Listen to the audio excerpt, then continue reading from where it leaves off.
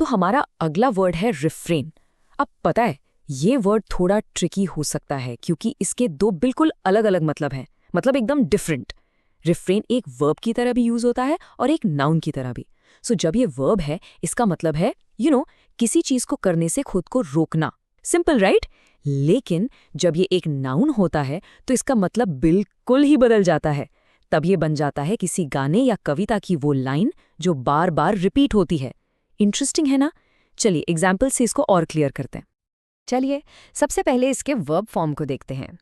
आपने ये सेंटेंस जरूर कहीं ना कहीं सुना या पढ़ा होगा, please refrain from talking during the movie. इसका सीधा सा मतलब है प्लीज मूवी के टाइम बात मत कीजिए। यहाँ रिफ्रेन का यूज स्टॉप या अवॉइड करने के लिए हुआ है। लेकिन आप नोटिस करेंगे कि ये थोड़ा फॉर्मल है, राइट? अक्सर आपको ऐसी लैंग्वेज सिनेमा हॉल्स, लाइब्रेरीज या स्कूल नोटिसेस में मिलेगी। ओके, एक और एग्जाम्पल लेते हैं वर्ब वाला। She wanted to tell him the secret but she refrained. Simple सा सेंटेंस है, मतलब वो उससे वो सीक्रेट बताना तो चाहती थी पर उसने खुद को रोक लिया। तो यहाँ पर रिफ्रेन का मतलब सिर्फ रुकना नहीं है बल्कि सेल्फ कंट्रोल दिखाना है। समझ रहे हैं आप? उसने कॉन्शियसली मतलब सोच समझ के डिसाइड किया कि नहीं, मैं नहीं बताऊंगी। ठीक है, अब वर्ब को साइड में रखते हैं और रिफ्रेन के नाउन फॉर्म की तरफ चलते हैं। और यहाँ एज आई सेड मीनिंग एकदम पलट जाता है। जरा ये सेंटेंस देखिए।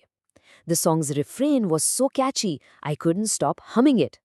यहाँ पर रिफ्रेन का मतलब गाने का वो हिस्सा है जो बार बार रिपीट होता है, जिसे हम यूजुअली कोरस बोलते हैं। तो इस सेंटेंस का मतलब हुआ उस गाने का कोरस इतना कैची था कि मैं उसे गुनगुनाने से खुद को रोक ही नहीं पा रही थी। चलिए अब देखते हैं कि ये वर्ड रियल लाइफ में कहाँ यूज होता है। ये एक न्यूज हेडलाइन से लिया गया कोट है। Health officials urged the public to refrain from large gatherings.